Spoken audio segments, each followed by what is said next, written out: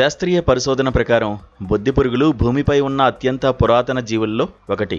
అవి సుమారు 30 కోట్ల సంవత్సరాల క్రితం కార్బోనిఫెరస్ కాలంలో ఉద్భవించాయి. దీనర్థం మొదటి డైనోసార్లు కనిపించడానికి 12 కోట్ల సంవత్సరాల ముందు నుంచే బొద్దిపురుగులు భూమిపై జీవిస్తూ సంతానోత్పత్తి చేస్తున్నాయి. లభించిన శిలాజాల ప్రకారం వాటి పూర్వీకులు పాంగేయ అనే ప్రాచీన ఖండంలోని దట్టమైన తేమతో కూడిన అడవుల్లో నివసించేవారని తెలుస్తోంది.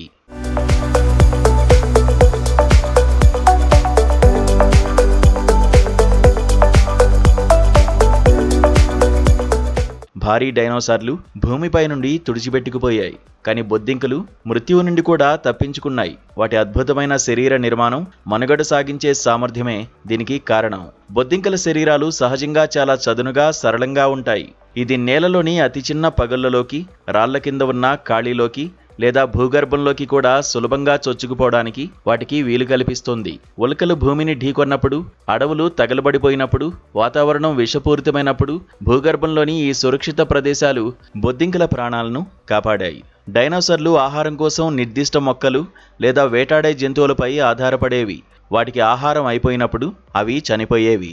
అయితే బొద్దిపురుగులు సర్వభక్షకులు. అవి చనిపోయిన జంతువులు, కుళ్ళిపోతున్న మొక్కలు, కాగితం, అట్టపెట్టె, వెంట్రుకలు, జిగురు, కుళ్ళిన చెక్కను కూడా తిని బ్రతకగలవు. అందువల్ల ఆ తీవ్రమైన కరువు సమయంలో కూడా బొద్దిపురుగులు ఆకలితో చనిపోలేదు.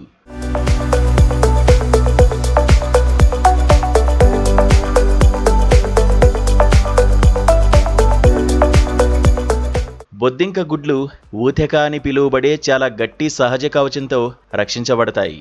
ఈ కవచం లోపల ఉన్న పిండాన్ని బయటి తీవ్రమైన వేడి, విపరీతమైన చలి, పొడి వాతావరణం, పర్యావరణ మార్పుల నుండి కాపాడుతోంది. వరదలో పెద్ద బొద్దింకలు చనిపోయినప్పటికీ వాటి గుడ్ల నుండి కొత్త తరం పుట్టింది. బొద్దింకలు శీతల రక్తపు కీటకాలు. అందువల్ల వాటి శరీరానికి చాలా తక్కువ శక్తి అవసరం. అవి ఆహారం లేకుండా 1 నెల పాటు, నీరు లేకుండా చాలా వారాల పాటు జీవించగలవు.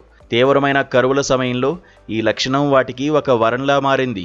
ప్రపంచంలో అణుయుద్ధం జరిగితే మానవులు చనిపోతారు, కానీ బొద్దింకలు బ్రతికుంటాయని అంటారు. ఇతర జంతువులతో పోలిస్తే బొద్దింకల కణాలు చాలా నెమ్మదిగా విభజన చెందుతాయి. అందువల్ల హానికరమైన రేడియేషన్ వాటిపై పెద్దగా ప్రభావం చూపదు. ఒక్క మాటలో చెప్పాలంటే ప్రపంచం అంతమైపోయినా కూడా తమ ఉనికిని కాపాడుకోగలిగేంత వరాన్ని ప్రకృతి బొద్దింకలకు ఇచ్చింది.